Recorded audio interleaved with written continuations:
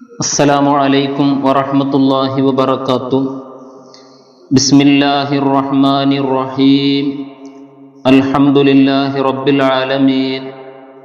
അല്ലാഹുമ്മ സ്വല്ലി വസല്ലിം വബാരിക് അലാ റസൂലിക വഹബീബിക സയ്യിദിനാ വമൗലാനാ മുഹമ്മദിൻ നബിയിൽ ഹുദാ വസല്ലി വസല്ലിം വബാരിക് അലാ ആലി വഅസ്ഹാബി സയ്യിദിനാ വമൗലാനാ മുഹമ്മദ്. വിശ്വാസികളെ, സഹോദരന്മാരെ, തിരുദൂതർ സ്വല്ലല്ലാഹു അലൈഹി വസല്ലമ തങ്ങളും അവിടത്തോടൊപ്പം ഉണ്ടായിരുന്ന വിശ്വാസികളും ബദറിൽ വെച്ച് അസാമാന്യ വിജയം കൈവരിച്ചു. നിരായുധരായിരുന്ന കേവലം 300 ചില്ലാനം ആളുകളോട് 1000-ഓളം വരുന്ന സർവായുധ സജ്ജരായി മക്കയിൽ നിന്ന് പുറപ്പെട്ട ഖുറൈശികൾ അള്ളാഹുവിൻ്റെ ഹബീബിനെയും അവിടത്തോടൊപ്പമുള്ള വിശ്വാസികളെയും നിമിഷ നേരങ്ങളെ കൊണ്ട് തന്നെ വകവരുത്തി ഇല്ലാതെയാക്കാമെന്ന് വ്യാമോഹിച്ചു വന്നിരുന്ന ആളുകൾ എല്ലാവിധ ആയുധങ്ങളോടുകൂടെയും ഒരുക്കത്തോടുകൂടെയും സന്നാഹങ്ങളോടുകൂടെയും മദീനയിലേക്ക്, ബദറിലേക്ക് ലക്ഷ്യം വെച്ച് വന്നിരുന്ന ശത്രുക്കൾ, അവരിലെ അതിപ്രധാനികളായ ആളുകളടക്കം 70 ആളുകൾ വധിക്കപ്പെടുകയും 70 ആളുകളെ തടവിലാക്കപ്പെടുകയും ചെയ്ത ആ ചരിത്ര പ്രസിദ്ധമായ ബദർ യുദ്ധം, ബാക്കിയുള്ള ആളുകൾ മക്കയിലേക്ക് തന്നെ ഓടി രക്ഷപ്പെട്ടു. ആ ബദറിലെ വിജയം കഴിഞ്ഞ് അഷ്റഫുൽ ഖൽഖ് സ്വല്ലല്ലാഹു അലൈഹി വസല്ലമ തങ്ങൾ 3 ദിവസം അവിടെ തന്നെ താമസിച്ചു. അള്ളാഹുവിന്റെ ഹബീബിന്റെ പല യുദ്ധവേളകളിലും ഇങ്ങനെ തന്നെയായിരുന്നു അവിടുന്ന് ചെയ്തിരുന്നത്. 3 ദിവസം അവിടെ താമസിച്ചതിന് ശേഷമാണ് അവിടുന്ന് മടങ്ങിപ്പോകുന്നത്. മദീനയിലേക്ക് മടങ്ങിപ്പോകുന്ന സമയത്ത് മദീനയിൽ വിവരമറിയിക്കാൻ, ബദറിൽ വെച്ച് വിജയം നേടിയിരിക്കുന്നു എന്നും ബദറിൽ എന്താണ് സംഭവിച്ചത് എന്ന സന്തോഷ വാർത്ത മദീനത്തുകാരെ അറിയിക്കാൻ വേണ്ടി അള്ളാഹുവിന്റെ തിരു ഹബീബ് സ്വല്ലല്ലാഹു അലൈഹി വസല്ലമ തങ്ങൾ 2 ആളുകളെ മദീനയിലേക്ക് അയച്ചു. അബ്ദുല്ലാഹിബ്നു റവാഹ റളിയല്ലാഹു അൻഹുവും സെയ്ദ് ബിൻ ഹാരിസ റളിയല്ലാഹു അൻഹുവും 2 പേരെയും അള്ളാഹുവിന്റെ റസൂല് മദീനയിലേക്ക് അയച്ചു. നേരത്തെ മദീനയുടെ മുകൾ ഭാഗത്ത് ഒരാളും മദീനയുടെ മറ്റു ഭാഗത്ത് ചെന്നുകൊണ്ട് പറയാൻ മറ്റൊരാളെയും അള്ളാഹുവിന്റെ ഹബീബ് തീരുമാനിച്ചു. 2 ആളുകളും മദീനയിലെത്തി. ബദറിൽ നടന്ന സംഭവങ്ങൾ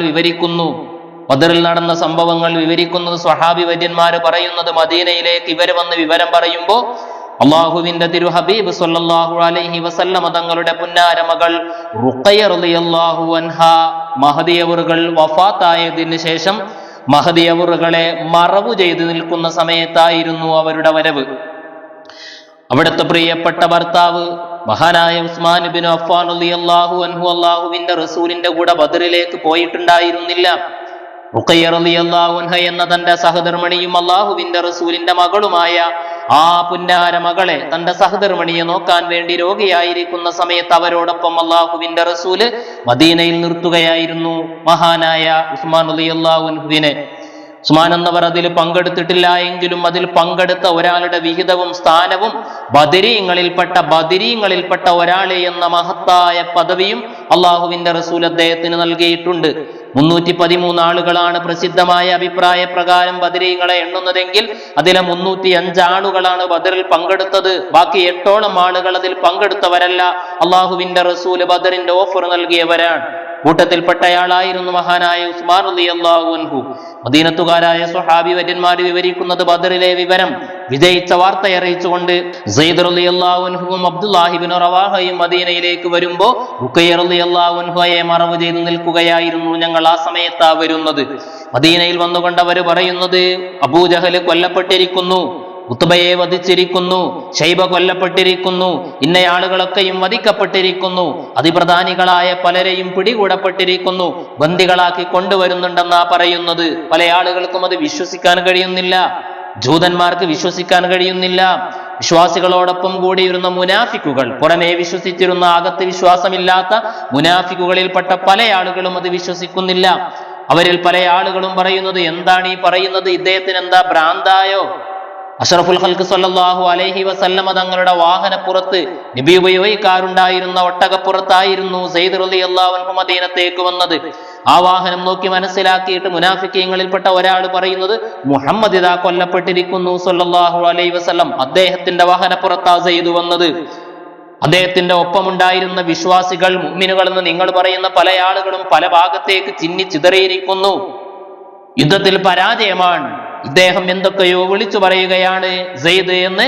സെയ്ദ് റളിയല്ലാഹു അൻഹുവിനെ പറ്റി മുനാഫിക്കുകളിൽപ്പെട്ട ഒരാൾ പറയുമ്പോൾ സെയ്ദ് എന്നവരുടെ മകൻ ഉസാമ റളിയല്ലാഹു അൻഹു അദ്ദേഹം ചെന്നുകൊണ്ട് പിതാവിനോട് ചോദിക്കുന്നത്, ഹഖ്കുൻ മാ തഖൂൽ, നിങ്ങൾ പറയുന്നത് സത്യം തന്നെയാണോ, വാസ്തവമാണോ?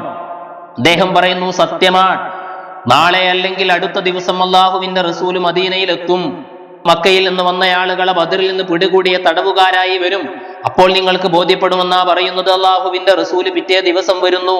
അതിപ്രധാനികളായ പലരും അവരുടെ കൂട്ടത്തിലുണ്ട്, പിടിക്കപ്പെട്ടവർ. അവരെ എല്ലാവരെയും കാണുമ്പോഴാ മദീനത്തെ ജൂതന്മാർ ഇത് മനസ്സിലാക്കുന്നത്. അവരിൽ ഒരുപാട് ആളുകൾ ഇസ്ലാമിലേക്ക് കടന്നു വരികയാണ്. അഷ്റഫുൽ ഖൽഖ് സ്വല്ലല്ലാഹു അലൈഹി വസല്ലമ തങ്ങൾ ബദറിൽ ആ വിജയവുമായി വന്ന് മദീനയിൽ ആ വാർത്ത പരന്നപ്പോൾ പല ആളുകളും ഇസ്ലാമിലേക്ക് വന്നു. മുനാഫിക്കുകളായ പല ആളുകളും അതിന്റെ പേരിൽ മനസ്സിന്റെ അകത്ത് ദേഷ്യവും പകയും അള്ളാഹുവിന്റെ റസൂലിനോട് വെച്ചുകൊണ്ടേയിരുന്നു. മദീനയിൽ മാത്രമല്ല, മക്കയിലും ഈ വാർത്ത എത്തുകയാണ്. മക്കയിലെ മുശ്രിക്കുകൾ ബദറിൽ വെച്ച് പരാജയപ്പെട്ട ദയനീയ ആ പരാജയത്തിന്റെ വിവരം മക്കയിലെത്തുകയാണ്. ഹൈസമാൻ ഇബ്നു അബ്ദില്ല എന്ന് പറയുന്ന ഒരാളാണ് ആദ്യമായി മക്കയിൽ ആ വാർത്ത എത്തിക്കുന്നത്. അദ്ദേഹം മക്കയിലേക്ക് വന്നു പറയുന്നു, കുത്തില അബുൽ ഹക്കം, കുത്തില ഷൈബ, കുത്തില ഉത്തുബ. ഉത്തുബത്ത് കൊല്ലപ്പെട്ടിരിക്കുന്നു, ഷൈബത്ത് കൊല്ലപ്പെട്ടിരിക്കുന്നു, അബുൽ ഹക്കം വധിക്കപ്പെട്ടിരിക്കുന്നു. മക്കയിലെ പ്രധാനികളെ മുഴുവൻ എണ്ണിയിട്ട് അദ്ദേഹം വധിക്കപ്പെട്ടു എന്നാ പറയുന്നത്. ആളുകൾ ഞെട്ടിപ്പോയി, സുഫ്വാൻ ഞെട്ടിപ്പോയി, അബൂ ലഹബ് പേടിച്ചുപോയി. കേൾക്കുന്ന വാർത്ത സത്യമാകരുതേ എന്നവർ പ്രാർത്ഥിക്കുകയായിരുന്നു. അബൂ ലഹബ് അടക്കമുള്ള ഏതാനും ആളുകൾ മക്കയിൽ നിന്ന് പുറപ്പെടാതെ അവിടെ തന്നെ ഉണ്ടായിരുന്നവർ ഈ വാർത്ത കേട്ട് ഞെട്ടിപ്പോവുകയാണ്. സഫ്വാൻ ഇബ്നു ഉമയ്യ, ഉമയ്യത്തിന്റെ മകൻ ഉമയ്യ ബദറിൽ വെച്ച് കൊല്ലപ്പെട്ടയാളാണ്. ആ ഉമയ്യത്തിന്റെ മകനും അലിയും ബദറിൽ വെച്ച് കൊല്ലപ്പെട്ടിട്ടുണ്ട്. സഫ്വാന്റെ സഹോദരൻ. സഫ്വാൻ അവിടെ ഇരിക്കുന്നു. സഫ്വാൻ ഈ വാർത്ത കേട്ടുകൊണ്ട് പറയുന്നത്, ഇദ്ദേഹം എന്തോ വിളിച്ചു പറയുകയാണ്. ഇദ്ദേഹത്തിന്റെ തലക്ക് ഭ്രാന്തായിരിക്കുന്നു. എന്താ വിളിച്ചു പറയുന്നത് എന്ന് ഇദ്ദേഹത്തിന് പോലും അറിയുന്നില്ല. നിങ്ങളൊന്ന് എന്നെ പറ്റി ചോദിച്ചു നോക്കൂ, ഞാൻ എവിടെയാണുള്ളതെന്ന് ചോദിച്ചു നോക്കൂ, ഞാനും അവിടെ വെച്ച് കൊല്ലപ്പെട്ടു എന്നായിരിക്കും ഇയാൾ പറയുക. ആളുകൾ ഇദ്ദേഹത്തിന്റെ അരികിലേക്ക് വന്ന് ഹൈസമാനോട് ചോദിക്കുന്നു, മാഫുഇല ബി സഫ്വാൻ, എന്താ സഫ്വാന്റെ വാർത്ത, സഫ്വാന്റെ വിവരം?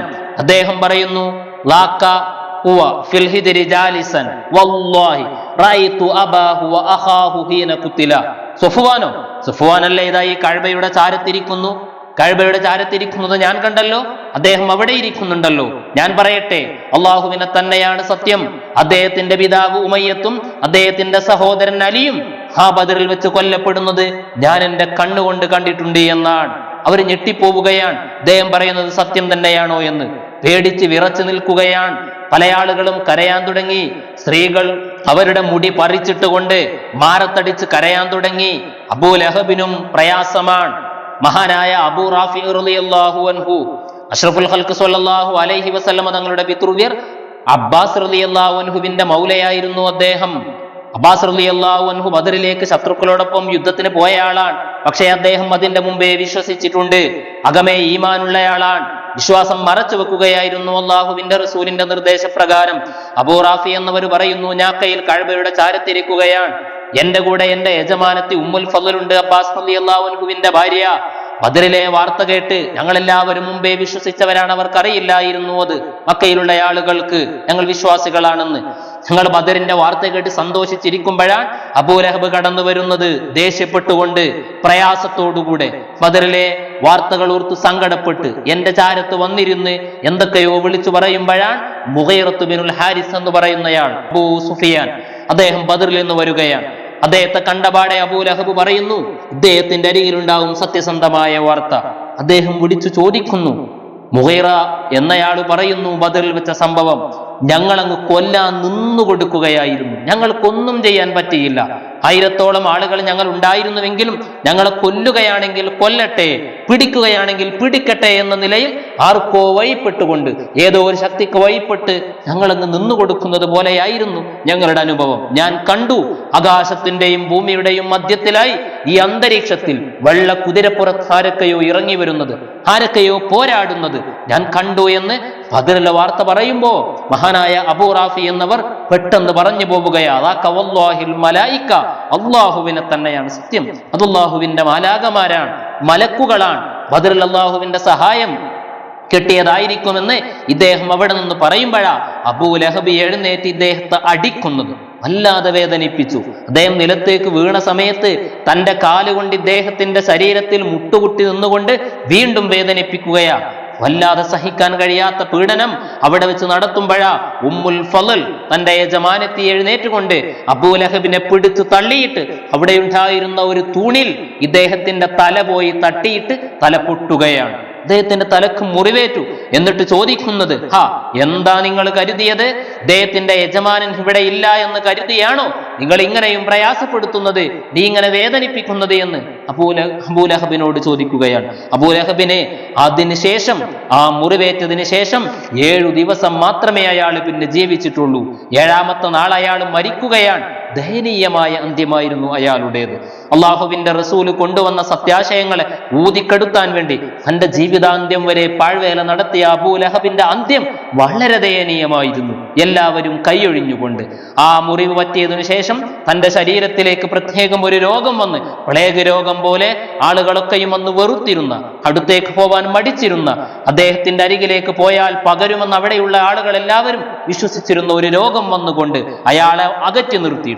കുടുംബക്കാരും വീട്ടുകാരും മക്കളും എല്ലാവരും അകറ്റി നിർത്തിയിട്ട് ഒറ്റപ്പെട്ടുകൊണ്ട് അയാൾ മരണപ്പെടുന്നത്. മരണശേഷം അയാളെ മറവ് ചെയ്യാൻ പോലും ഒരു കുഴി കുത്തിയിട്ട് ആ കുഴിയിലേക്ക് അദ്ദേഹത്തിന്റെ ജഡം വലിച്ചിടാൻ പോലും പറ്റാത്ത വിധത്തിൽ ആളുകൾ മാറ്റി നിർത്തുകയാ. 3 ദിവസം അദ്ദേഹത്തിന്റെ ശരീരം ചീഞ്ഞു നാറുമ്പോഴ ആളുകൾ ചോദിക്കുന്നത്, നിങ്ങളുടെ പിതാവല്ലേ, നിങ്ങളുടെ പിതാവിനെ നിങ്ങൾ ഇങ്ങനെ ഇടുന്നത് ശരിയാണോ, മോശമല്ലേ എന്ന് പറഞ്ഞുകൊണ്ട് ഒരു കുഴി കുത്തിയിട്ട് ഇപ്പുറത്ത് നിന്ന് ആയുധങ്ങൾ ഉപയോഗിച്ച് ആ കുഴിയിലേക്ക് തള്ളിയിട്ടുകൊണ്ട് അയാളെ മറവ് ചെയ്തത് എന്ന്, അയാളുടെ ദേഹത്തേക്ക് മണ്ണ് വാരിയിട്ടത് എന്ന് ചരിത്രം പറയുന്നത് അബൂ ലഹബിന്റെ ദയനീയ അന്ത്യമായിരുന്നു. അഷ്റഫുൽ ഖൽഖ് സ്വല്ലല്ലാഹു അലൈഹി വസല്ലമ തങ്ങൾ ബദറിൽ നിന്ന് വിജയിച്ച വാർത്ത കേട്ട സമയത്ത് ഉമ്മുൽ ഫളൽ എന്നവരും അബൂ റാഫി എന്നവരും കഅബയുടെ ചാരത്തിരിക്കുമ്പോ ആ അബൂ റാഫിയെ അടിച്ചു തള്ളിയിട്ട സമയത്ത് ഉമ്മുൽ ഫളൽ എന്ന് പറയുന്ന മഹദി, ഒരു പെണ്ണ്, ആ പെണ്ണ് വന്ന് പിടിച്ചു മാറ്റിയിട്ട് അബൂ ലഹബ് അവിടെ ഉണ്ടായിരുന്ന ചുമരിലേക്ക് തള്ളിയിട്ടപ്പോൾ മുറിവേറ്റ ആ മുറിവ് കാരണം 7ാമത്തെ നാളിൽ ഈ വിധം ദയനീയമായി മരണപ്പെട്ടയാളാണ് അബൂ ലഹബ് എന്ന് പറയുന്നത്. അഷ്റഫുൽ ഖൽഖ് സ്വല്ലല്ലാഹു അലൈഹി വസല്ലമ തങ്ങളുടെ ഈ വിവരം മക്കയിലും മദീനയിലും അറിഞ്ഞു. അള്ളാഹുവിന്റെ റസൂല് മദീനയിലേക്ക് പോവുകയാണ്. ബദറിൽ നിന്ന് 70ഓളം ആളുകൾ കൂടെയുണ്ട്, ശത്രുക്കളിൽ നിന്ന് പിടിക്കപ്പെട്ടവർ. അവരെ എന്തു ചെയ്യണം? കൊല്ലണോ? എന്താ ചെയ്യേണ്ടത്? ആരംഭ നബി തങ്ങൾ ചർച്ച ചെയ്യുകയാണ് കൂടെയുള്ള അനുയായികളോട്. അബൂബക്കർ സിദ്ദീഖ് റളിയല്ലാഹു അൻഹു പറയുന്നു, അവരെ നമുക്ക് പണം വാങ്ങി അങ്ങ് വിട്ടേക്കാം. അവര് വിശ്വസിക്കുകയാണെങ്കിലോ, ഇസ്ലാമിലേക്ക് കടന്നു വന്നാലോ അതല്ലേ നേട്ടമെന്ന്. പലരും പല അഭിപ്രായം പറയുന്നു. ഉമറുൽ ഫാറൂഖ് റളിയല്ലാഹു അൻഹു പറയുന്നത് കൊല്ലണമെന്നാണ്. അവരെ വെറുതെ വിടാൻ പറ്റൂല, അങ്ങയെ ഉപദ്രവിച്ചവരാണ്, നമ്മെ വേദനിപ്പിച്ചവരാണ്, നമ്മെ നാടുകടത്തിയവരാണ്, നമ്മെ അതിക്രൂരമായി മർദ്ദിച്ചവരാണ്, അവരെ ആക്രമിച്ചേക്കണം, അവരെ കൊന്നുകളഞ്ഞേക്കാം എന്ന് പറയുന്നത്. പലരും പലതു പറയുമ്പോൾ അവസാനം അഷ്റഫുൽ ഖൽഖ് സ്വല്ലല്ലാഹു അലൈഹി വസല്ലമ തങ്ങൾ മഹാനായ സിദ്ദീഖുൽ അക്ബർ തങ്ങളുടെ അഭിപ്രായമാണ് സ്വീകരിക്കുന്നത്. പണം വാങ്ങിയവരെ മോചിപ്പിക്കാം, ആളുകൾ വന്ന് മോചിപ്പിക്കുകയാണെങ്കിൽ അവരിൽ നിന്ന് പണം സ്വീകരിച്ചവരെ വിട്ടയക്കാമെന്നായിരുന്നു. അതിനെ ചൊല്ലി പിന്നീട് വിശുദ്ധ ഖുർആനിൽ ആയത്തിറങ്ങിയിട്ടുണ്ട്. അഷ്റഫുൽ ഖൽഖ് സ്വല്ലല്ലാഹു അലൈഹി വസല്ലമ തങ്ങൾ ആയത്ത് അവതരിച്ച സമയത്ത് അവരും സിദ്ദീഖ് എന്നവരും കരഞ്ഞു പോയിട്ടുണ്ട്. അഷ്റഫുൽ ഖൽഖ് സ്വല്ലല്ലാഹു അലൈഹി വസല്ലമ തങ്ങൾ അതിന്റെ പേരിൽ ശത്രുക്കളായ ആളുകൾ മക്കയിൽ ചർച്ച ചെയ്യുകയാണ്. മുഹമ്മദിന്റെ അരികിലേക്ക് ചെന്ന് ബന്ദികളാക്കിയവരെ മോചിപ്പിക്കണം, പക്ഷേ പെട്ടെന്ന് വേണ്ട, പെട്ടെന്ന് ചെന്നാൽ കൂടുതൽ പണം ചോദിച്ചേക്കും, ആ മുഹമ്മദ് കൂടുതൽ പണം ആവശ്യപ്പെട്ടേക്കാം, നമുക്ക് അല്പം കഴിഞ്ഞു പോകാമെന്ന് മക്കയിൽ കൂടിയിരുന്ന് ചർച്ച ചെയ്യുമ്പോഴാ ഒരാൾ അതെ അങ്ങനെ തന്നെയാണ് വേണ്ടത് എന്ന് പറഞ്ഞ് അവരിൽ നിന്ന് പെട്ടെന്ന് മാറിപ്പോകുന്നു. അയാൾ ചെന്നുകൊണ്ട് തന്റെ പിതാവ് ബദറിൽ നിന്ന് പിടിക്കപ്പെട്ടിരിക്കുകയാണ്. അഷ്റഫുൽ ഖൽഖ് സ്വല്ലല്ലാഹു അലൈഹി വസല്ലമ തങ്ങളുടെ കൂടെയാണ്. അദ്ദേഹത്തെ മോചിപ്പിക്കാൻ വേണ്ടി ഇവരറിയാതെ 1000 നാണയങ്ങളുമായി മദീനയിലേക്ക് വന്ന് അള്ളാഹുവിന്റെ റസൂലിന്റെ കയ്യിലേക്ക് നൽകുന്നതിന്റെ മുമ്പ് തന്നെ അള്ളാഹുവിന്റെ റസൂൽ ഇദ്ദേഹത്തെ കുറിച്ച് പറഞ്ഞിട്ടുണ്ട്. നല്ലയാളാണ്, നല്ല മകനാണ്, പിതാവിനോട് കടമയും കടപ്പാടും നിറവേറ്റുന്ന മകനാണ്, കച്ചവടക്കാരനാണ്, കയ്യീസാണ്, ബുദ്ധിമാനാണ്. അവൻ ഇപ്പോൾ ഇങ്ങോട്ട് വരുമെന്ന് അള്ളാഹുവിന്റെ റസൂൽ അവിടുത്തെ മുഅ്ജിസത്തിന്റെ നാക്കുകൊണ്ട് പറഞ്ഞിട്ടുണ്ടായിരുന്നു, നുബുവത്തിന്റെ നാക്കുകൊണ്ട്. അദ്ദേഹം വന്നുകൊണ്ടാണ് ആദ്യമായി പിതാവിനെ മോചിപ്പിക്കുന്നത്. തടവിലാക്കപ്പെട്ട പലരെയും അങ്ങനെയാ മോചിപ്പിക്കുന്നത്. അബ്ബാസ് റളിയല്ലാഹു അൻഹു മക്കൂട്ടത്തിൽ ഉണ്ടായിരുന്നു, അള്ളാഹുവിന്റെ റസൂലിന്റെ പിതൃവ്യർ. അവര് അകമേ വിശ്വസിച്ചയാളായിരുന്നു. പക്ഷേ മുശ്രിക്കുകളോടൊന്നിച്ച് നിർബന്ധിതരായി മദീനയിലേക്ക്, ബദറിലേക്ക് പോരേണ്ടി വന്നയാളാണ്. അദ്ദേഹത്തെ തടവിലായി പിടിച്ചു കൊണ്ടുവരുമ്പോഴും അള്ളാഹുവിന്റെ റസൂല് മറ്റുള്ളവർക്ക് സമാധാനമാവാൻ വേണ്ടി പുറമേ ഇദ്ദേഹവും മുശ്രിക്കുകളോടൊപ്പം വന്നവരാണല്ലോ, ഇദ്ദേഹത്തെയും പണം വാങ്ങിയിട്ട് തന്നെയാ മോചിപ്പിക്കുന്നത്. അദ്ദേഹത്തെ മാത്രമല്ല, ആരംഭ നബിയുടെ മറ്റു എളാപ്പയായ അബൂ താലിബ് എന്നവരുടെ 2 മക്കളെയും മോചിപ്പിക്കാൻ ഇദ്ദേഹത്തോടാ പറയുന്നു. അവരുടെ പണവും നിങ്ങൾ നൽകണമെന്ന്. അവരുടെ പണവും നൽകിയിട്ട് അബ്ബാസ് റളിയല്ലാഹു അൻഹു അവരെ എല്ലാവരെയും മോചിപ്പിക്കുന്ന സമയത്ത് അദ്ദേഹം ചോദിക്കുന്നുണ്ട്, മുഹമ്മദേ സ്വല്ലല്ലാഹു അലൈഹി വസല്ലം, എന്നെ ദരിദ്രനാക്കി വിടുകയാണോ? പണങ്ങളെല്ലാം വാങ്ങിയിട്ട് ആളുകൾക്ക് മുമ്പിൽ യാചിക്കേണ്ട ഒരു അവസ്ഥയിലേക്ക് എന്നെ തള്ളിവിടുകയാണോ എന്ന് ചോദിക്കുമ്പോഴാ അഷ്റഫുൽ ഖൽഖ് ത്വഹ റസൂലുള്ളാഹി സ്വല്ലല്ലാഹു അലൈഹി വസല്ലം തങ്ങൾ ചോദിക്കുന്നത്, യാ അബ്ബാസ്, നിങ്ങൾ ഇങ്ങോട്ട് വരുമ്പോ നിങ്ങളുടെ ഭാര്യ ഉമ്മുൽ ഫളിന്റെ കയ്യിൽ ഏൽപ്പിച്ച ആ സ്വർണ്ണ നാണയങ്ങളില്ലേ, ആ പണമില്ലേ, അതില്ലേ നിങ്ങൾക്ക്? പിന്നെ നിങ്ങൾ എങ്ങനെ ദരിദ്രനാകുമെന്ന് ചോദിക്കുമ്പോഴാ അള്ളാഹുവിന്റെ റസൂലിന്റെ മുഖത്ത് നോക്കി മഹാനവറുകൾ പരസ്യമായി ഇസ്ലാം പ്രഖ്യാപിക്കുന്നത്. അഷ്ഹദു അല്ലാ ഇലാഹ ഇല്ലല്ലാഹ് വ അന്നക റസൂലുള്ളാഹ്, അങ്ങ് അല്ലാഹുവിന്റെ റസൂല് തന്നെയാ, ഞാനത് ആരോടും പറഞ്ഞിട്ടില്ല, എന്റെ ഭാര്യയല്ലാതെ മറ്റാരും അതറിയുകയില്ല, അതാണല്ലോ അങ്ങ് ഈ വെളിപ്പെടുത്തിയതെന്ന് പറഞ്ഞ് അവിടുന്ന് പരസ്യമായി ഇസ്ലാമിലേക്ക് കടന്നു വരികയാണ്. അഷ്റഫുൽ ഖൽഖ് സ്വല്ലല്ലാഹു അലൈഹി വസല്ലമ തങ്ങൾ അങ്ങനെ പല ആളുകളെയും പണം വാങ്ങിയിട്ട് വിട്ടയക്കുകയാണ്. സുഹൈൽ ഇബ്നു അംർ എന്ന് പറയുന്ന ഒരാൾ അവരുടെ കൂട്ടത്തിലുണ്ടായിരുന്നു. അദ്ദേഹം പിന്നീട് വിശ്വസിച്ച സ്വഹാബിയാണ്. തടവിലാക്കപ്പെട്ട പലരും പല സന്ദർഭങ്ങളിലായി ഇസ്ലാമിലേക്ക് കടന്നു വന്നവരായിരുന്നു. സുഹൈൽ ഇബ്നു അംർ വളരെയധികം നബിയെ വേദനിപ്പിച്ചയാളാണ്. ഇസ്ലാമിനെതിരെ ഒരുപാട് ശബ്ദിച്ചയാളാണ്, നബിയെ വേദനിപ്പിച്ചയാളാണ്. ഇസ്ലാമിനെതിരെ ഒരുപാട് പരിശ്രമിച്ച് ഇല്ലാതെയാക്കാൻ നോക്കിയയാളാണ്. പാട്ടുപാടിയിട്ടുണ്ട്, ബദറിലേക്ക് ആളുകളെ കൊണ്ടുവരാൻ ഇദ്ദേഹം പ്രേരിപ്പിച്ചിട്ടുണ്ട്. ഇദ്ദേഹവും അതിൽ പിടിക്കപ്പെട്ട സമയത്ത് ഉമർ റളിയല്ലാഹു അൻഹു പറയുന്നുണ്ട്, അദ്ദേഹത്തെ ഇങ്ങ് തന്നേക്കും നബിയെ, അടിച്ചദ്ദേഹത്തിന്റെ പല്ല് മുഴുവനും അങ്ങ് പറിച്ചിട്ടേക്കാം, അദ്ദേഹം ഇനി മിണ്ടരുത്, ശബ്ദിക്കാൻ കഴിയത്, അദ്ദേഹത്തിന്റെ പല്ല് പറിക്കാമെന്ന് പറഞ്ഞപ്പോ അള്ളാഹുവിന്റെ റസൂല് പറയുന്നത്, ഇന്നഹു അസാ അയ്യഖൂമ മഖാമൻ ലാ തും, ഉമർ, ഇദ്ദേഹം ഒരു സ്ഥാനത്ത് ഒരു പക്ഷെ നിന്നേക്കാം, ഇദ്ദേഹം ഒരു പദവിയിൽ എത്തിയേക്കാം, നിങ്ങൾ ഒരിക്കലും ആക്ഷേപിക്കാത്ത വിധം, നിങ്ങൾക്ക് കുറ്റം പറയാൻ പറ്റാത്ത വിധം, നിങ്ങൾ അദ്ദേഹത്തെ സ്തുതിക്കുന്ന, പ്രശംസിക്കുന്ന നല്ല ഒരു സ്ഥാനത്തേക്ക് ഇദ്ദേഹം എത്തിപ്പെട്ടേക്കാം എന്ന് അഷ്റഫുൽ ഖൽഖ് സ്വല്ലല്ലാഹു അലൈഹി വസല്ലം തങ്ങൾ പറയുകയാണ്. പറഞ്ഞതുപോലെ തന്നെ സുഹൈൽ ഇബ്നു അംർ പിന്നീട് വിശ്വസിച്ചിട്ടുണ്ട്, നബി തങ്ങളോടൊപ്പം കൂടെയിട്ടുണ്ട്. അദ്ദേഹം മക്കയിലാണ് കഴിയുന്നത്. അള്ളാഹുവിന്റെ റസൂൽ വഫാത്താകുന്ന സമയത്ത് അദ്ദേഹം മക്കയിലാണ്. മദീനയിൽ ഉണ്ടായിരുന്ന ഒരുപാട് ആളുകൾ ആരംഭ നബിയുടെ വഫാത്തിനെ ചൊല്ലി ഇസ്ലാമിൽ നിന്ന് മുർത്തദായതുപോലെ, ഇസ്ലാമിൽ നിന്ന് പുറത്തു പോയതുപോലെ മക്കയിലുമുള്ള ഒരുപാട് ആളുകൾ ഇസ്ലാമിൽ നിന്ന് പുറത്തു പോകാൻ നോക്കുമ്പോൾ അവർക്കെതിരെ ശബ്ദിച്ചുകൊണ്ട്, അവരോട് നല്ല രീതിയിൽ പ്രസംഗിച്ചുകൊണ്ട് അവർക്ക് വേണ്ട ഏറ്റവും വലിയ ഒരു ഉപദേശം മഹാനായ സുഹൈൽ എന്നവരാ നടത്തിയത്. മദീനത്ത് അബൂബക്കർ സിദ്ദീഖ് തങ്ങൾ നടത്തിയ അതേ പ്രസംഗത്തിന് സമാനമായ ഒരു പ്രസംഗം മഹാനായ സുഹൈൽ ഇബ്നു അംർ റളിയല്ലാഹു അൻഹു മക്കയിൽ വെച്ച് നടത്തിയതിനെയാ വിശ്വാസികളായ സ്വഹാബി വര്യന്മാർ പിന്നീട് പറഞ്ഞത്, അള്ളാഹുവിന്റെ റസൂല് ബദറിൽ വെച്ച് പറഞ്ഞ ആ മഖാം, ആ സ്ഥാനത്താണ് ഇദ്ദേഹം ഇപ്പോൾ നിൽക്കുന്നത് എന്ന്. അദ്ദേഹത്തെയും അള്ളാഹുവിന്റെ റസൂല് മോചിപ്പിക്കുകയാണ്. അക്കൂട്ടത്തിൽ പണം വാങ്ങാതെ അള്ളാഹുവിന്റെ റസൂല് മോചിപ്പിച്ചയാളുണ്ടായിരുന്നു. എന്റെ കയ്യിൽ പണമില്ല. അബൂ ഇസ്സ എന്ന് പറയുന്ന ഒരാൾ പറയുന്നു, എനിക്കൊരുപാട് മക്കളുണ്ട്, കുടുംബക്കാരുണ്ട്, ഞാൻ കുടുംബത്തെ നോക്കേണ്ടയാളാണ്, എന്റെ കയ്യിൽ പണമില്ല, എന്നെ അങ്ങ് വിട്ടേക്കണം, വെറുതെ വിടണം എന്ന് പറയുമ്പോൾ അള്ളാഹുവിന്റെ റസൂൽ അദ്ദേഹത്തെ വെറുതെ വിടുകയാണ്. അദ്ദേഹം മക്കയിലേക്ക് ചെന്ന് ആരംഭ നബി തങ്ങൾ ഈ ചെയ്ത പ്രവൃത്തിയുടെ പേരിൽ സന്തോഷിച്ചുകൊണ്ട് ഒരു കവിത എഴുതി മദീനത്തേക്ക് കൊടുത്തയച്ചിരുന്നു. നബിയുടെ പ്രവൃത്തിയിൽ സന്തോഷിച്ചിട്ട് അള്ളാഹുവിന്റെ റസൂൽ അദ്ദേഹത്തെ വെറുതെ മടക്കി അയക്കുമ്പോൾ പറഞ്ഞിട്ടുണ്ട്, നിങ്ങൾ ഇസ്ലാമിനെതിരെ ശബ്ദിക്കരുത്, ഇസ്ലാമിനെതിരെ നിങ്ങൾ ഒന്നും പറയരുത്, ഇസ്ലാമിനെതിരെ നിങ്ങൾ ആരെയും സഹായിക്കരുത് എന്ന് അദ്ദേഹത്തോട് പറഞ്ഞിട്ടുണ്ടായിരുന്നെങ്കിലും അതെല്ലാം അദ്ദേഹം മറന്നുകൊണ്ട് വീണ്ടും പിറ്റേ വർഷം ഉഹുദ് നടക്കുമ്പോൾ ആ ഉഹുദിലേക്കും അദ്ദേഹം ഇസ്ലാമിനെതിരെ പോരാടാൻ ശത്രുക്കളോടൊപ്പം വന്നിട്ടുണ്ടായിരുന്നു. ഉഹുദിലും അദ്ദേഹത്തെ പിടിക്കപ്പെടുകയാണ്. ആ പിടിക്കപ്പെട്ട സമയത്ത് ഇദ്ദേഹം അള്ളാഹുവിന്റെ റസൂലിനോട് പറഞ്ഞു, എന്നെ അങ്ങ് വിട്ടേക്കണേ എന്ന്. ആരംഭ നബി തങ്ങൾ ചിരിച്ചുകൊണ്ട് പറഞ്ഞു, എന്താ നീ പറയുന്നത്? ഞാൻ നിന്നെ അങ്ങ് വിട്ടിട്ട് വേണം നിന്റെ താടിയൊക്കെ തടവിയിട്ട് സന്തോഷത്തോടുകൂടെ നിനക്ക് പറയാൻ ഖദഅ്തു മുഹമ്മദൻ മറത്തൈൻ, മുഹമ്മദിനെ ഞാൻ വീണ്ടും ഇതാ പറ്റിച്ചിരിക്കുന്നു, ചതിച്ചിരിക്കുന്നു എന്ന് പറയാൻ. ലായുൽദഉൽ മുഅ്മിനു ഫീ ജുഹരി മറത്തൈൻ, ഒരു മുഅ്മിനിനെ ഒരു മാളത്തിൽ വെച്ച് 2 തവണ പാമ്പ് കടിക്കുകയില്ല,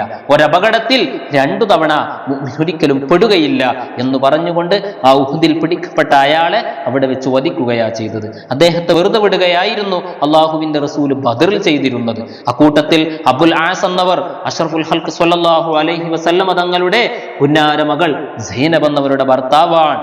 അദ്ദേഹം വന്ന് ശത്രുക്കളുടെ ഭാഗത്താണ്, അവിശ്വസിച്ചയാളാണ്, വിശ്വാസിയായിരുന്നില്ല. അയാളും ബദ്രിലേക്ക് വന്നിട്ടുണ്ട്. അയാളെയും തടവിലാക്കപ്പെട്ട സമയത്ത് അള്ളാഹുവിന്റെ റസൂൽ അദ്ദേഹത്തെയും വിട്ടയക്കുകയാണ്. സൈനബ് റളിയല്ലാഹു അൻഹ ഇദ്ദേഹത്തെ മോചിപ്പിക്കാൻ വേണ്ടി, തന്റെ പ്രിയപ്പെട്ട ഭർത്താവിനെ മോചിപ്പിക്കാൻ വേണ്ടി സ്വർണ്ണ നാണയങ്ങൾ കൊടുത്തയച്ച കൂട്ടത്തിൽ ഒരു മാല കണ്ടതായിരുന്നു അഷ്റഫുൽ ഖൽഖ് തങ്ങൾ. ഈ അബുൽ ആസ് എന്ന് പറയുന്നത് അള്ളാഹുവിന്റെ റസൂലിന്റെ സഹധർമ്മിണിയായ ഖദീജ റളിയല്ലാഹു അൻഹയുടെ സഹോദരി ഹാല എന്നവരുടെ മകനായിരുന്നു. ഖദീജ റളിയല്ലാഹു അൻഹുവിന്റെ ആവശ്യപ്രകാരവും അവിടുത്തെ അഭിപ്രായ പ്രകാരവുമാണ് അബുൽ ആസ് എന്നവർക്ക് സൈനബിനെ വിവാഹം ചെയ്തു കൊടുത്തത് തന്നെ.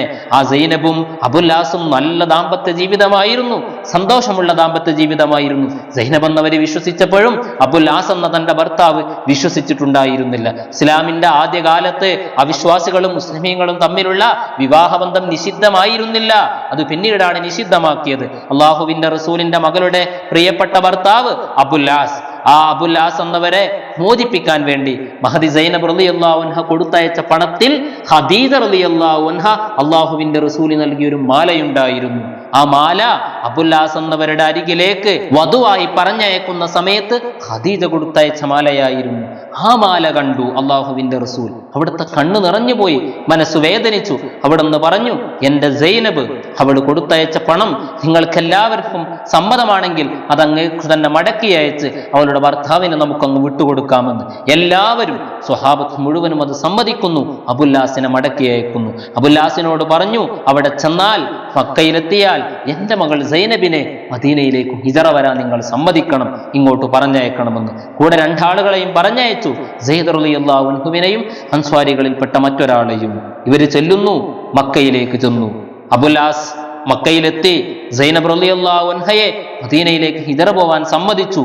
കൂടെ സയ്യിദ് റളിയല്ലാഹു അൻഹു അള്ളാഹുവിന്റെ റസൂല് പറഞ്ഞത് പ്രകാരം വഴിയിൽ ഒരു സ്ഥലത്ത് കാത്തു നിൽക്കുകയാണ്. അദ്ദേഹം മക്കയിലേക്ക് പ്രവേശിച്ചിട്ടില്ല, മക്കയിലേക്കുള്ള വഴിയിലാണ് അദ്ദേഹം കാത്തു നിൽക്കുന്നത്. സൈനബ് എന്നവര് വരുന്നത് തന്റെ ഭർത്താവിന്റെ സഹോദരൻ കിനാനയും കൂടെയുണ്ട്. പരസ്യമായ പകലാ വരുന്നത്. സൈനബ് ഹിജറ വരികയാണ്. ഈ വാർത്ത അറിയുന്നു, ആളുകൾ ഇതറിയുന്നു, വഴിയിൽ വെച്ച് തടയുന്നു. സൈനബ് എന്നവരെ വാഹനപ്പുറത്ത് നിന്ന് തള്ളിയിടുന്നു, അവര് നിലത്തേക്ക് വീഴുന്നു. ആ സമയത്താണ് കിനാന എന്ന് പറയുന്ന തന്റെ ഭർത്താവിന്റെ സഹോദരൻ ആര് തന്റെ അരികിലേക്ക് വന്നാലും അവരെയൊക്കെയും ഞാൻ ഈ അമ്പ് കൊണ്ട് തള്ളിയിടുമെന്ന് പറഞ്ഞ് തന്റെ കയ്യിൽ കരുതിയിരുന്ന അമ്പെടുത്തുകൊണ്ട് തന്റെ അരികിലേക്ക് വരുന്ന എല്ലാവരെയും അദ്ദേഹം എല്ലാവർക്കും നേരെ അമ്പെറിയുകയായിരുന്നു. ആ സമയത്താണ് അബൂ സുഫിയാൻ ചെന്നുകൊണ്ട് പറഞ്ഞത്, കിനാന, ഞാനൊന്ന് പറയട്ടെ, നിങ്ങൾ അമ്പ് ചെയ്യരുത്. ഞാനൊന്ന് പറയട്ടെ, മറ്റൊന്നുമല്ല, നിങ്ങൾ ചെയ്തത് വളരെ മോശമാണ്. സൈനബിനെ അവരുടെ പിതാവിന്റെ അരികിലേക്ക് കൊണ്ടുപോവാം, പക്ഷേ ഞങ്ങളെ എല്ലാവരെയും ഈ ഒരു നേരത്ത് പരാജയത്തിന്റെ വാർത്ത വന്ന് ഞങ്ങൾ വിഷമിച്ചിരിക്കുന്ന ഈ സമയത്ത് ഞങ്ങളെ വേദനിപ്പിക്കുന്ന വിധത്തിൽ, ഞങ്ങളെ എല്ലാവരെയും വെല്ലുവിളിക്കുന്ന വിധത്തിൽ നിങ്ങൾ പരസ്യമായി സൈനബിനെ കൊണ്ടുപോയത് ശരിയല്ല. നിങ്ങൾ മക്കയിലേക്ക് തന്നെ കൊണ്ടുവരൂ, ഒരൽപ്പ ദിവസം അവിടെ താമസിക്കട്ടെ. എല്ലാവരുടെയും സംസാരങ്ങളൊക്കെ അടങ്ങിയതിനു ശേഷം സൈനബിനെ ഞങ്ങൾ വിട്ടുതരാമെന്ന് പറഞ്ഞ് പറയപ്പെട്ടതുപോലെ അദ്ദേഹം മക്കയിലേക്ക് തന്നെ പോവുകയും ദിവസങ്ങൾ കഴിഞ്ഞ് സൈനബ് എന്നവരെയും കൂട്ടി സയ്യിദ് റളിയല്ലാഹു അൻഹുവിനെ ഏൽപ്പിക്കുകയാ ചെയ്തത്. അഷ്റഫുൽ ഖൽഖ് സ്വല്ലല്ലാഹു അലൈഹി വസല്ലമ തങ്ങളുടെ സദസ്സിലേക്ക് സൈനബ് എന്നവരെ സയ്യിദ് റളിയല്ലാഹു അൻഹുവിന്റെ കൂടെയാണ് ഹിജറയായി വന്നത്. അഷ്റഫുൽ ഖൽഖ് സ്വല്ലല്ലാഹു അലൈഹി വസല്ലമ തങ്ങൾ അബുൽ ആസിനെ മടക്കി അയച്ചതുപോലെ ഒരുപാട് ആളുകൾ പണം നൽകിയിട്ട് അവരുടെ കുടുംബക്കാരവരെ കൊണ്ടുപോയിട്ടുണ്ട്. രണ്ടാളുകൾ അള്ളാഹുവിന്റെ റസൂല് തടവുകാരെ വധിച്ചിട്ടുണ്ട്. ഉഖ്ബത്ത് ബിൻ അബി മുഅയ്ത്ത്, നളർ ബിൻ ഹാരിസ് എന്ന് പറയുന്ന രണ്ടാൾ കൊടിയ ശത്രുക്കളായിരുന്നു. നബിയെ വെല്ലുവിളിച്ചവരായിരുന്നു. നബിയുടെ മുഖത്തേക്ക് തുപ്പാൻ നോക്കിയ ആളാണ്. നബി തങ്ങൾ സുജൂദിൽ കിടക്കുന്ന സമയത്ത് നബിയുടെ ശരീരത്തിലേക്ക് ചീഞ്ഞു നാറുന്ന അവശിഷ്ടങ്ങൾ വലിച്ചിട്ടയാളാണ്. നബിയുടെ ദേഹത്ത് ചവിട്ടിയയാളാണ് ഉഖ്ബത്ത് ബിൻ അബി മുഅയ്ത്ത്. അയാൾ നബി തങ്ങൾ അവിടെ വെച്ച് വധിച്ചിട്ടുണ്ട്.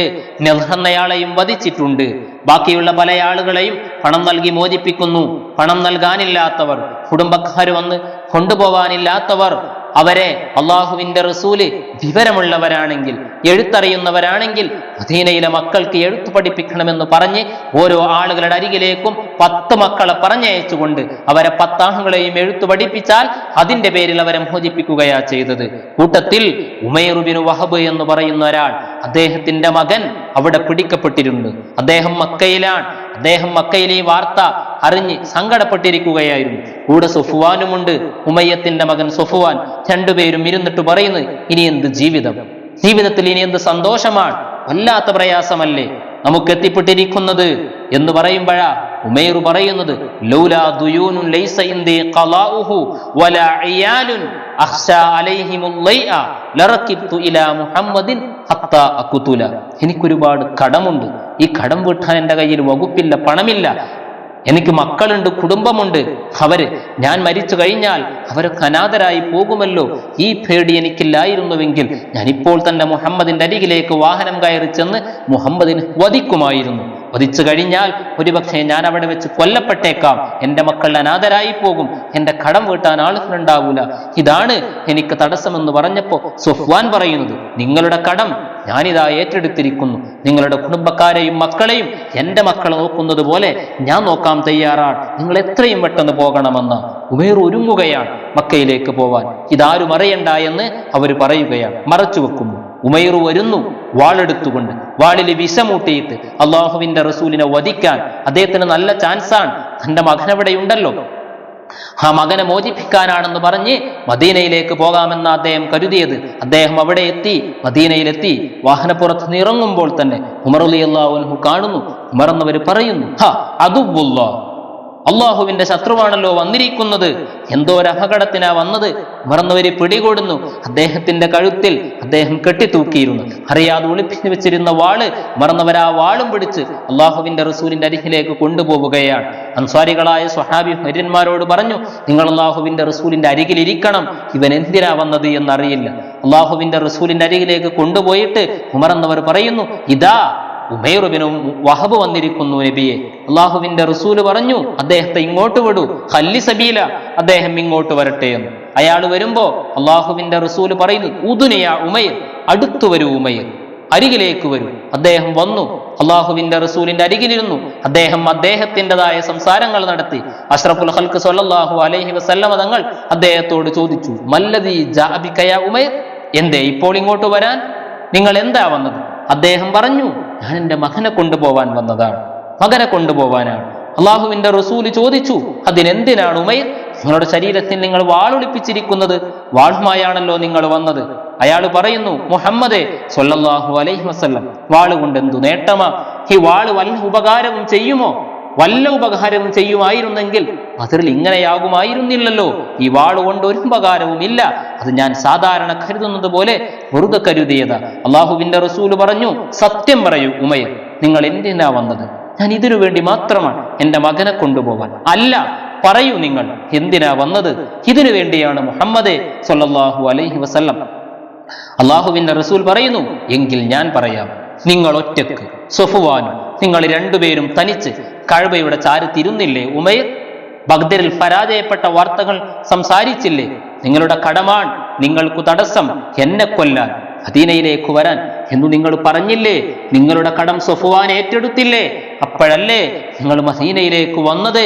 ഇതല്ലേ സത്യമെന്ന് പറഞ്ഞപ്പോ ഉമൈർ എന്നവർ പറയുകയാ, അഷ്ഹദു അല്ലാ ഇലാഹ ഇല്ലല്ലാഹ് വ അന്നക റസൂലുള്ളാഹ്, അല്ലാഹുവിന്റെ റസൂലേ മുഹമ്മദേ സ്വല്ലല്ലാഹു അലൈഹി വസല്ലം, നിങ്ങൾ ആകാശ ലോകത്ത് നിന്ന് വഹയിന്റെ വിവരം പറഞ്ഞപ്പോ ഞങ്ങളത് കളവാക്കിയിട്ടുണ്ടെങ്കിൽ ഇത് സത്യമാണെന്ന് ഞാനിതാ പ്രഖ്യാപിക്കുന്നു, ഞാനും സഫ്വാനുമല്ലാതെ മറ്റാരും ഇതറിഞ്ഞിട്ടില്ല.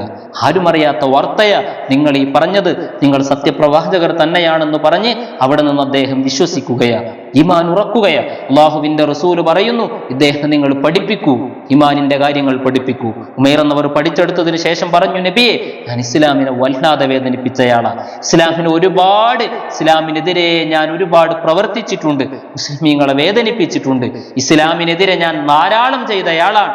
ഞാനൊന്ന് ചെയ്യട്ടെയോ നബിയെ? മക്കയിലേക്ക് തിരിച്ചുപോയി ഇതിനു പകരം ഞാൻ ചെയ്യട്ടെയോ? ഇസ്ലാം അവിടെ പ്രചരിപ്പിക്കട്ടെ, മുശ്രിക്കുകളെ വേദനിപ്പിക്കട്ടെ, അവരെ പ്രയാസപ്പെടുത്തട്ടെ, എനിക്ക് മക്കയിലേക്ക് പോവാൻ അങ്ങ് സമ്മതം നൽകണം. അല്ലാഹുവിന്റെ റസൂല് സമ്മതം കൊടുക്കുന്നു.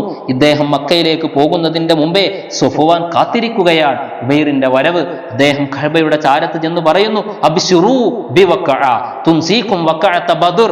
ഇതാ ഒരു വാർത്ത ഇപ്പോൾ നിങ്ങൾ കേൾക്കും, ബദറിൽ നിങ്ങൾക്ക് വന്ന പരാജയം, നമുക്കേറ്റ പരാജയം, ആ പരാജയത്തെ മറപ്പിച്ചു കളയുന്ന ഏറ്റവും സന്തോഷമുള്ള ഒരു വാർത്ത നമ്മുടെ അരികിലേക്ക് ഇപ്പോൾ വരും. അൽ ആന, ഇപ്പോൾ തന്നെ വരുമെന്ന് പറഞ്ഞുകൊണ്ടിരിക്കുന്ന സമയത്താണ് ഒരു യാത്രക്കാരൻ കടന്നു വരുന്നത്. അദ്ദേഹം പറയുന്നത് ഉമൈർ മദീനയിൽ നിന്ന് വിശ്വസിച്ചിരിക്കുന്നു എന്ന വാർത്തയാ. സഫ്വാൻ ഞെട്ടിപ്പോയി. അദ്ദേഹം പറയുന്നു, ഉമൈറിനോട് ഇനി ഞാൻ ഒരിക്കലും സംസാരിക്കുകയില്ല. ഉമൈർ വരുന്നു മക്കയിലേക്ക്. അദ്ദേഹം സഫ്വാനെ കാണാതെ നേരെ വീട്ടിലേക്ക് ചെല്ലുന്നു, ഇസ്ലാം പ്രചരിപ്പിക്കുന്നു. അദ്ദേഹം നല്ല രീതിയിൽ പ്രചരിപ്പിക്കുന്നു. ഒരുപാട് ആളുകൾ ഇസ്ലാമിലേക്ക് കടന്നു വരുന്നു. സഫ്വാനെ കാണുന്നു, സഫ്വാനോട് വിവരം പറയുന്നു, സഫ്വാനോട് കാര്യങ്ങൾ പറയുന്നു. ഈ കല്ലും മണ്ണും നമ്മളുണ്ടാക്കിയെടുത്ത ഈ ദൈവങ്ങൾ ഇതെന്തുപകാരമാ നമുക്ക് ചെയ്യുന്നത് എന്ന് ഇദ്ദേഹത്തോട് ചോദിക്കുമ്പോഴും ഇദ്ദേഹം മാറി നിൽക്കുകയാണ്. ഉമൈർ എന്നവർ വിശ്വസിച്ചു, പക്ഷേ സഫ്വാൻ വിശ്വസിച്ചില്ല. അദ്ദേഹം പിന്നീട് അഷ്റഫുൽ ഖൽഖ് സ്വല്ലല്ലാഹു അലൈഹി വസല്ലമ തങ്ങൾ മറ്റൊരു യുദ്ധം കഴിഞ്ഞ് ഗനീമത്ത് സ്വത്ത് ഓഹരി വെക്കുന്ന സമയത്താ അയാൾ വിശ്വസിക്കുന്നത്. റളിയല്ലാഹു അൻഹു. ഇതായിരുന്നു ബദർ. ആ ബദറിൽ വെച്ച് തടവിലാക്കപ്പെട്ടവരെ അള്ളാഹുവിന്റെ റസൂല് മോചിപ്പിക്കുന്നു, പലരെയും വെറുതെ വിടുന്നു.